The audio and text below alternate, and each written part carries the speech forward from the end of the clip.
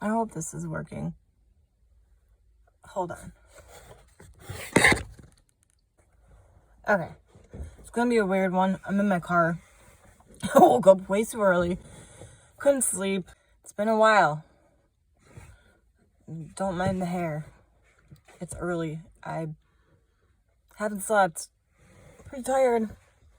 But had a busy weekend. It's Memorial Weekend. My sister got an apartment. And so I helped her move yesterday. Fucking big ass guns. We used them. Pow. I know I need to get another video up, otherwise this channel is not going to go anywhere.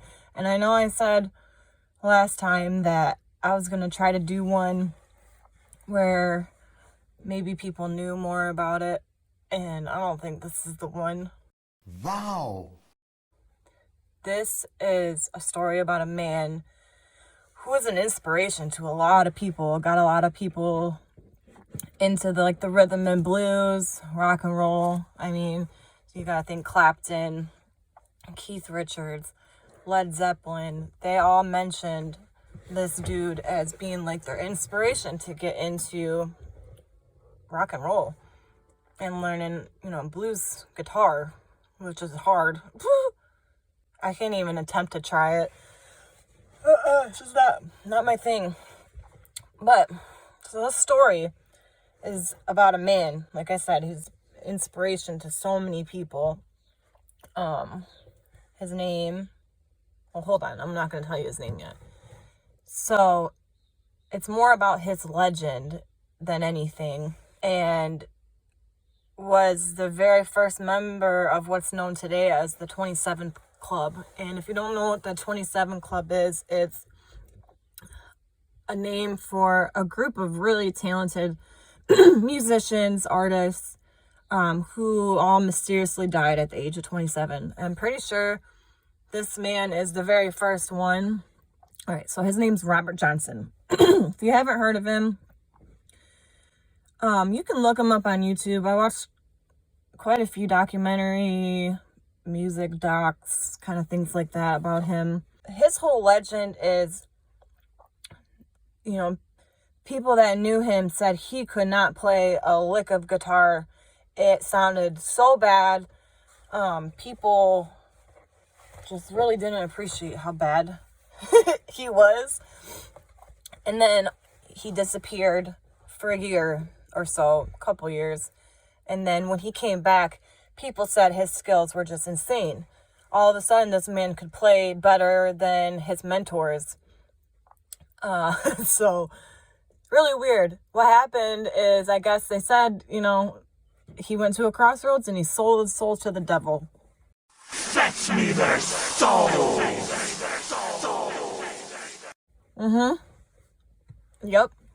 And I'm kind of not gonna call it a pure conspiracy, because if you believe in God and you believe in, things that have a higher power than us, you almost have to believe that there's the bad side too, the evil side, the devil, demons.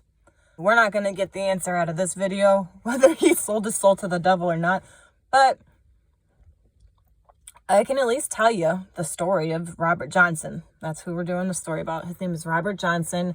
He's a blue rock and roll guitarist from the South and an inspiration for a lot of really big, higher up, very well-known musicians to this day. Like I said, Clapton, Keith Richards, Led Zeppelin. I mean, it just goes on and on and on. So let's get into it. So Robert Johnson was born on May 8th, 1911. His mother was named Julia Dodds, and his father was named Noah Johnson, in a place called Hazelhurst, Mississippi. Now, his mother had 10 kids from a marriage previous to when Robert was born. When Robert was born, his mother was not any longer married. Robert was said to have never met his father. So basically, he was an illegitimate.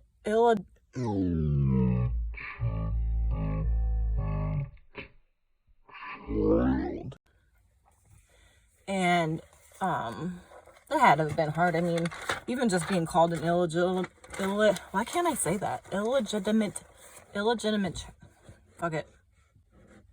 He was born out of wedlock. That's the easiest way to say it. At the age of 7 or 8, Robert's mother remarried a man named Dusty. And Robert lived with his mother and Dusty at the time. He started gaining an interest in music growing up around his teenage years and quickly taught himself the harmonica. He was said to be a pretty talented harmonica player. And that's a hard one. I play with them. But as far as like having like an actual like song come out of that, no. And he also taught himself the very basics of guitar. His stepfather, though, wasn't happy about him dabbling in the music.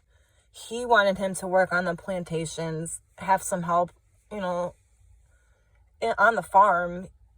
He felt like Robert should have been helping out around the house and not really daydreaming about, you know, being a talented musician. Robert didn't want his future to be hard labor. He was like, no. He kind of took off. Around 19, he left the home and married a 16-year-old girl. This is okay at the time. And stopped him. And her name was Virginia Travis, and they married February 17th, 1929. If you see me looking down, it's because I'm looking at my notes. Pregnant. But unfortunately, Virginia passed while trying to have the baby, which left Robert a 20-year-old widow and with no family to turn to, no friends really.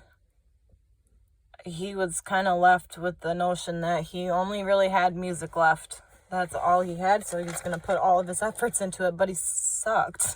Like he wasn't good at it. And he would hang out at these juke joints. One of the ones was pretty local. What would happen, it was near a plantation where a lot of black blues players would work, and then they would have the nights to play at the juke joints. They had a pretty decent following, even for being such a little area in the South, you know, near plantation fields. One of the main dudes was Son House,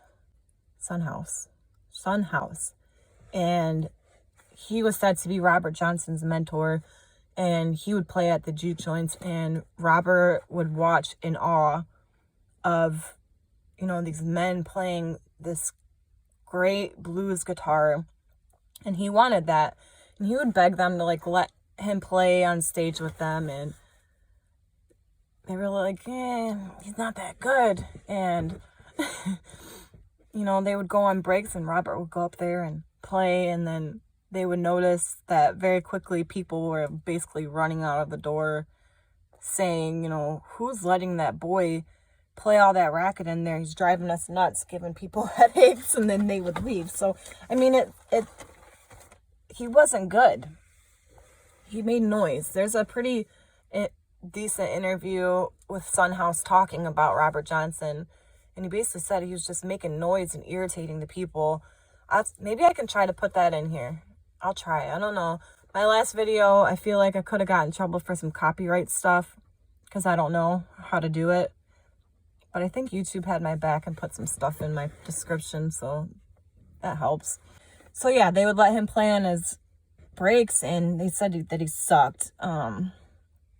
So in 1931, Robert got remarried, but that didn't like make him settle down or anything. He wasn't ready to like settle, and he ended up traveling the South for a long time. Nobody really knew his whereabouts, where he went, but it was said that during this time was the most mysterious time in Robert's life.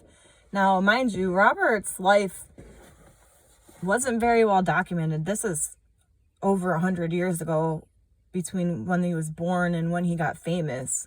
Well, famous as you can get back then. He was locally known, not nationally known by any means. This was a weird time period. There wasn't a lot documented. And I'm pretty sure this is kind of where the legend started, because he'd been gone for so long. And then when he came back, he was like a different player. in a whole different racket compared to his mentors that once thought of him as a shitty guitar player. Said that at around this time, him, Robert Johnson, and a friend of his, Ike Zimmerman, who was also a local blues player, would play at night in cemeteries. And I don't know, because I wasn't there, what made Robert Johnson kind of want to push this even farther. And there was an interview with a man. I don't know if I have him. Oh, I do. Okay, so his name was Tommy Johnson. And he basically was kind of the one that started the legend, because he said that his brother had went to a crossroads and made a deal with the devil in order to play music, and swore that this happened. And so when Robert Johnson came back and he had these mad skills, even Son House was like, I could not play on his level if I tried. It made people think, because, you know, we're all human. To leave for a year and then to come back and all of a sudden you have these dope ass musical skills to where you're going above and beyond where your mentors are that have been playing for 30 plus years. Like, people were talking. And not only that, like, if you look at his music and his song titles, that could also get you thinking. One is named Crossroad Blues, Hellhounds on My Trail, Me and the Devil's Blues. So the songs go along with the legend, and the fact that there was so little documentation about his life, even though like so many people wanted to be and play like Robert Johnson, no one really even knows who he was. Like, at all, really. If you think about it, nobody knows him. This happened so long ago. And even though he had 29 songs, that's all he ever did. All he ever did was 29 songs. And there's only 2 verified pictures of this man. But he's everybody's inspiration. It's kind of odd. I am going to put the 2 pictures. Well, I'm going to try to find the 2 pictures. I know of one. It's pretty out there. Everybody knows it. I mean, I can just Google it, I think, and just shove it in here. So, this is a legend. He said, Tommy Johnson, that his brother went to a set of crossroads. He brought his guitar. He started playing his guitar shortly before midnight. And then a big, shadowy, black, tall man came to him, put his hand out, and said, didn't say a word, just give me your guitar. But he didn't say it. It was like telekinesis, you know? Do-do-do-do-do-do. And the man tuned his guitar and gave his guitar back. And that was the deal. He made his deal with the devil. Sold his soul for music. Well, for the talent in music. When he came back and he started playing for Son House, I mean, jaws dropped. Like, they couldn't believe it. Like, this kid was good. Like, when did it happen? Nobody knows. Nobody knows how. Super sketch. But this massive improvement left people wondering, like, what the fuck did you do? Like, how? You've been gone a year. Even so, he was gaining popularity. His songs were locally known. He still wasn't like a household name nationally, but he was an impressive guitarist. People in the area knew him and was like, damn, that man can play. So by the mid-1930s, Johnson traveled around and played with a man named Johnny Shines. They were playing, but nothing had been recorded, and Robert kind of was getting pissed off about this. He's like, oh, I'm like wasting my time here. So right around the same time, he got married a second time, and then that wife died too. But that kind of put a fire under his ass to record his own music and get his name out there. And then he met with a man who had connections with ARC Studios, around November of 1936. This shit's old, man. I'm telling you, this is really hard to look up to because of how old it is. Like, you can't get good info. So by 37, he had a small fan base, like I said, but he wasn't internationally known. And then people were almost scared of him because of the dark nature of his music. Like back then, you know, you talked about anything not the norm, you were frowned upon. So it was like the parents didn't want the children to listen to his music. The parents didn't really want to listen to his music. So he had like a very small group of people that were okay with the dark subject matter of what his music was. He finished 29 studio recordings and released it. Just 1 year after his discography was released, Johnson died. Literally 1 year after. So he never got to witness, you know, the fruits of his labors at all. 1938, there wasn't great record keeping, so there isn't really like an autopsy on what happened to him.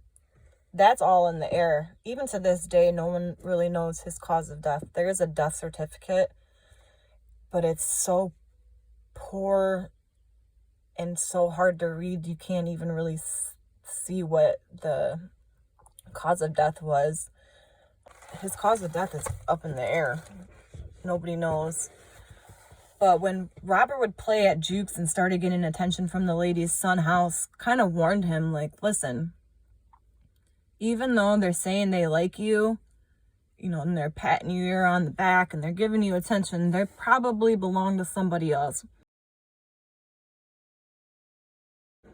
And you should be careful because, you know, men can get jealous and you don't want nothing happening to you. But, you know, he ignored his warnings and would mess around with these ladies. And, you know, they would offer him drinks and he was always warned not to take drinks from other people. And of course, he, you know, didn't listen to that one either. And there was no documentation on who this friend was that I could find, but a friend had said that, you know, he was at the juke joint with Robert one night, and this was shortly before his death, and a man had bought him a drink, and his friend slapped it out of his hand. He's like, you don't accept drinks from strangers. And apparently, you know, it kind of pissed Robert off, and the man that bought the drink for him, and the man offered him to, you know, pay for another drink. And Robert drank this one. And he's like a music historical researcher. And around like the 70s, he had found the man supposedly that killed Robert Johnson with this poison that was supposedly put in this drink. And he admitted it, but the researcher would not give a name and say who it was. That's kind of interesting to me because I feel like if you were a historical researcher in music and one of the biggest legends is your subject, that you would want to have it out there, especially if you figured it out, they admitted it to you. Why wouldn't you release that information? That kind of is weird to me, but conspiracies, who freaking knows?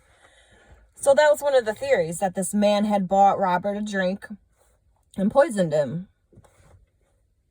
It seems legitimate. I mean, it seems more plausible without proof that he sold his soul to the devil and the devil was collecting his soul. And that's how he died.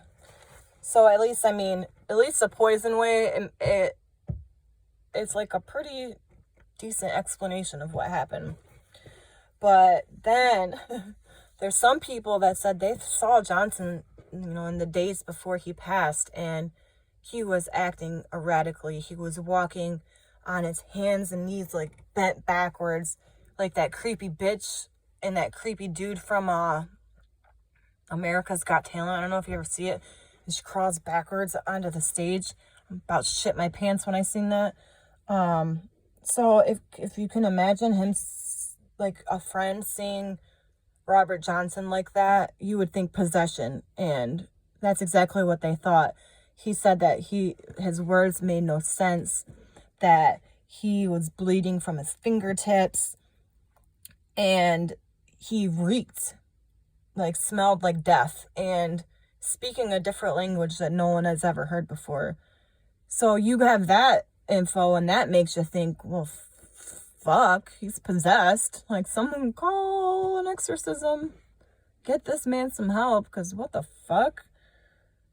But, I mean, no one knows what happened. So regardless of what happened, Robert never got to see the amount of, like, respect that all these musicians had for him.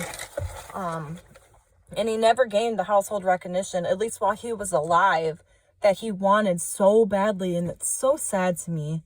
Years later, he was inducted finally into the Hall of Fame. 30 years, to be precise. So 10 years after his death, finally, like, being recognized for his work. If you know what I'm saying. So he died, and then 10 years later, his music started to get a little more popular. And then 30 years after, he was finally inducted into the Hall of Fame, the Music Hall of Fame in Ohio. It's so sad to think that this man sold his soul for a career that didn't even really get started until after he died. But a long time went past before friends and even some family, like, knew he was dead. I was talking about that researcher, and so him, studio heads, I mean, they were traveling to find this mysterious Robert Johnson that's, like, amazing on the guitar. They wanted to sign him. They wanted to make albums. And when they finally, like, found him, he was dead. So it was pretty sad. These people were like, damn, you know, they wasted any hope, any chance of, like, getting to know this great musician and, you know, interviewing him and whatnot. But that didn't stop Columbia Records from putting out, like, a revamped version of his 29 songs that he recorded. And that was in 1961. They named it King of Delta Blues. And this solidified his name as a rock and roll blues musician. This album was known as the greatest rhythm and blues album of all time. It was his dream, and it came true, but sadly it was after he had already passed away. In 1990, he won a Grammy that he never got to enjoy, called the Best Historical Album, and then 8 years later, he won a Grammy for his song Crossroad Blues. So a lot of accomplishments, a lot of sadness, a lot of mysterious shit. Like, what the fuck? Like, did he sell his soul to the devil? You hear about it in music all the time. And I always wondered, like, is that true? Well, like I kind of said earlier, if you believe in God, you almost have to believe in the evil too. And, you know, you see shit in music videos, that you're just like, what the fuck? Like, why is everyone, like, you know, one finger, the 666 shit? It's like, and then, you know, you watch these documentaries and it's like, no, they're in the Illuminati. And honestly, I swear to God, I know this might make me sound crazy, but this shit's not that far off. You can watch a couple documentaries and, you know, it gets you thinking, like, maybe, you know, it is part of this big weird thing with the devil. Or it could, you know, it could be a metaphor, but I don't know. I've always kind of had a feeling, something always kind of made me not want to, like, really pursue music as much as I really wanted to. I would have loved to be a singer. I mean, I would have loved to do anything. I'm 31 now, so my time's kind of gone. But I was always scared that, you know, I'd have to sacrifice parts of myself. And I just could never wrap my head around it, like changing who I am or going against my morals just for a career, just for popularity, really, if you think about it. Being a musician doesn't mean what it used to mean. Being a musician now means more like how famous can you get? And that just never really got my juices flowing, if you know what I mean. And I don't know. It's all odd. There's some shit, you hear about it all the time, like the Led Zeppelin songs, you know, play them backwards and they talk about Satan, which is true. Me and my husband just did it, and I mean, if you don't look at the words, like if you close your eyes and just listen, you hear Satan, 666, Satan, Satan, I love Satan. Ooh, God, I love you. Shit, don't say that out loud. Don't come take my soul. Not today, Satan. But, I don't know, man. That's fucking weird. It's really weird. Do you have an answer? I don't have a fucking answer. But, I mean, I don't know. What do you guys think? Do you think that people sell their soul to the devil for careers? I mean, plenty of weird shit out there. Lots of subliminals. I don't know. My next one, though, is about... I think it's going to be my next one. It's about the curse of Led Zeppelin. Some weird shit. Since their career started, Led Zeppelin, all around, weird shit. So that's going to be my next one. This one was pretty short. I know I said I was going to do some more known shit, but this one I feel like had to be done first, because first it kicks off the 27 Club, which... in doing research for these stories, there's going to be a lot of famous people that are in the 27th Club in this series, Music and Mysteries. So, I don't know. It's all weird to me. And then on top of that, it's just like, how did he get so good? How did he leave and he sucked? And then he came home and he's fucking amazing. Like, no one does that shit. That's not even possible. I mean, you could practice for like a year, yeah, but you're not going to have a whole different set of skills. Like, you're usually still going to know your basics and then maybe be a little better at your basics. But there's no way that you're just going to come back learning slides and shit. Like, huh? I don't know. So let me know what you think. Kind of another shitty video, but hey, I feel like we're getting better. I'm not so nervous this time. Actually, I feel quite great. Hopefully I look alright. My hair looks like shit because I just got out of the shower, but just don't fucking look at it. I think that's pretty much all there is to say about this one, guys. So, yeah, I hope you like it. Comment. Let me know, like, what you think about it. For real, I really do, like, want to hear. And then... you know, maybe give me some ideas for another video, you know, some, like a music mystery that you guys think is interesting. I have 2 subscribers now, so shout out to my deuces. Deuce, and gang. But yeah, we'll talk soon. Bye.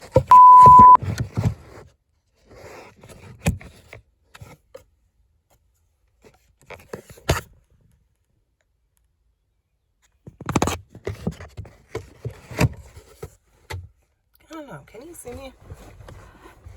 Don't look at my hair. I said don't fucking look at it.